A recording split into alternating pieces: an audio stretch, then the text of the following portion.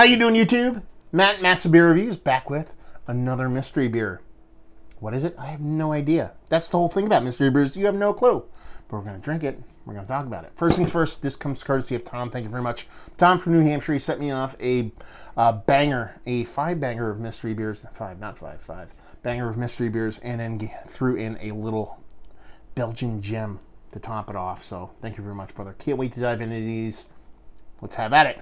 Like I said, quintessential mystery beer flavor. Love the Blue Panthers tape. It's my most favorite accent. You get that sweet, what looks like Bounty paper towels. So we're dealing with high-end beer, my friends. And a nice kind of freshly rinsed glass. It'll probably still pour like craptasticness. So let's see what this sucker has. Giving it a rough pour. Now, why are you giving this such a rough pour? I'm trying not to get the beer into the paper towel. Sometimes when it soaks in there, it gets all kind of weird. What do we have here? I mean, looks the part of a hazy New England IPA, albeit leaning quite a bit in the kind of darker malt area. So you're talking about, more richer kind of caramel malt forward beer, but it also could be a couple different things. It could be Belgian-based. Could be a sour beer for all I know. I don't really smell much sour from a distance. Pinky finger, off-white head, infinite creaminess. It already has lacing on it, and I just poured the beer. And like I said, it's got a soft orange taste to it. Nothing too crazy. It definitely has that kind of like, sip of sunshiny vibe to it as far as color and look go. Let's get a nose on her. Yeah. I mean, maybe, going old placebo effect here, but I'm getting those kind of, a Lawson sip of sunshine kind of vibe from it.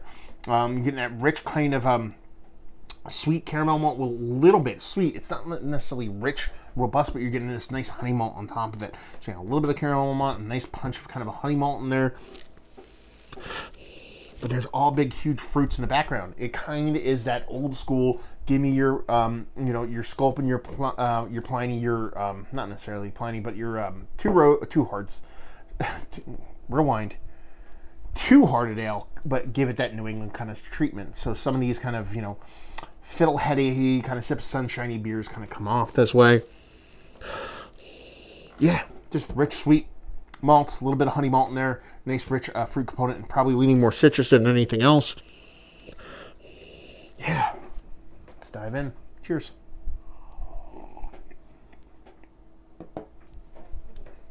Okay. Let's pump the brakes now.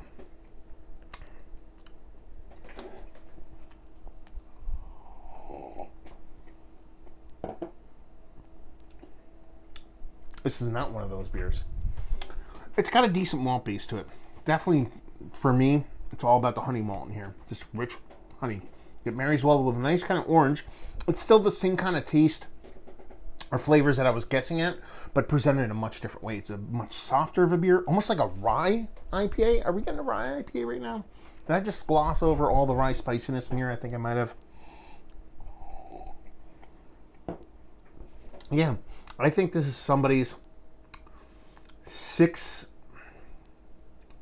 I want to go 6.5% on this, only because it has big impact. But I don't think the impact's from the ABV.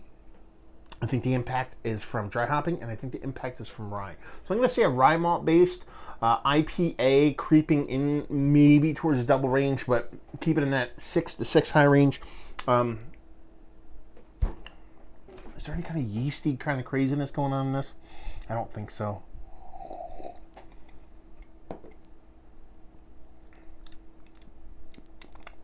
Yeah, just rich citrus fruit. You're definitely leaning in the orange heavily. A little bit of grapefruit, a little bit of rininess, a little bit of bitterness behind that. I didn't talk about the bitterness. It's there. There's a spicy component to it. That's where I'm getting the rye from. It has to be a rye IPA. If it's not, then I'm wrong, but there's rye IPA. It's got a really nice mouthfeel to it. Not the most densest beer in the history of mankind, but it's definitely giving you a nice mouthfeel. And nice. I dig it, actually. I think it's quite nice. It's a nice change of pace from the more kind of standard beer. It reminds me of a beer that I had. You know what it reminds me of? Not as impactful, but it reminds me I had Idle Time. I reviewed it. I didn't post it yet, but I reviewed it. I did an Idle Time beer. It was their double IPA. It came off very similar to that one, but not as robust, not as impactful.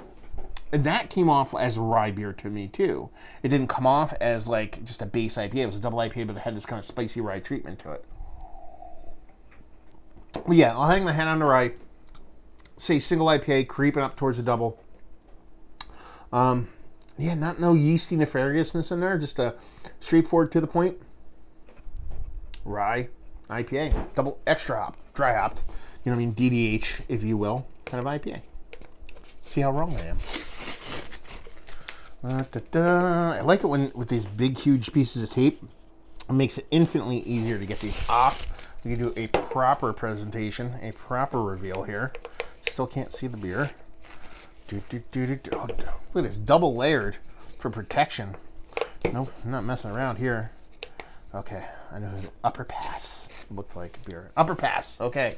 Upper Pass Brewing Company, first drop, APA. Okay, 5.9%, a little bit. Made in Vermont. First drop, American IPA, double dry hopped, featuring Azacca, Centennial, Mosaic, and Citra hops. They say nothing about rye, so there you go. I'm totally wrong on that one. Man, it comes off like it has some kind of big, huge, spicy component. And it's not that extra dry hopping coming off like a tannic tea-like thing. It has a rye vibe to it.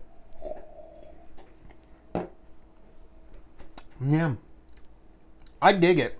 Like I said, I like it. I like how it comes in. Man, I can't believe that doesn't have rye malt in it. Definitely comes off as that kind of sweet honey malt with a bit of rye thrown in there for an extra spice. You know, depending on how you're using those hops and depending on what you're doing, you can get that. But that's the way it came off to me. And I'll sit by it, I'll stand by it, and I'll say that's pretty much what I got. But like I said, you're talking about Vermont, you're talking about a lot of these brewers kind of, yip and yammer to each other. So Idle Time came off much similar to this. Like I said, the double IPA. I'll post that. Try to do it relatively close to when I'm going to post this one. So, and that one I don't think had any kind of rye in it too, but I even talked about how it came off that spiciness in there. So, yeah, it's a tasty beer. I dig it. I like it. It works for me. It's almost like if it's not a rye version, I wouldn't even go there. I was going to say like kind of like a Vermont IPA with a little bit of ESB treatment. Yeah, that kind of worked too. Man, I would have bet my left testy that it said rye in it. Hey, I keep my testes. So there you go. Let's talk about it. Is it one of the better APAs? I keep calling it an IPA because I can't believe it's that small of a beer. 5.9%. Definitely drinks like a bigger beer, which is definitely up my alley. It's one of the better pale ales that I've had as late. I like mine to skew in that, new school juicy format, but this is pretty good stuff, so it's worthy even in a conversation. One of the more outside of the box-ish kind of ones for me. I dig it. I like the way it came off. Some people might not dig it because it's not going to give you those juicy vibes with zero bitterness, but I think it's pretty damn tasty stuff. Value and availability? No idea. Maybe Tom can chime in there and let us know what's what and leave you with if you like what we like this. If you like rye IPAs, I keep wanting to say it's one of those, but even though it doesn't have rye in it, if you like that spicy herbal component to your hops and you want that in a Vermont treatment, you're pretty much going to get it here. And that's not a bad thing if that's what you dig. So there you go. Another review in the books down there if you want to talk about it. Massive Beers if you want to check me out doing the social media stuff. Beer Massive if you want to check me out doing the whole podcasting stuff. And hopefully you guys enjoyed our review. Hopefully enjoying a nice little Upper Pass beer right now. And we'll see you next time. Cheers.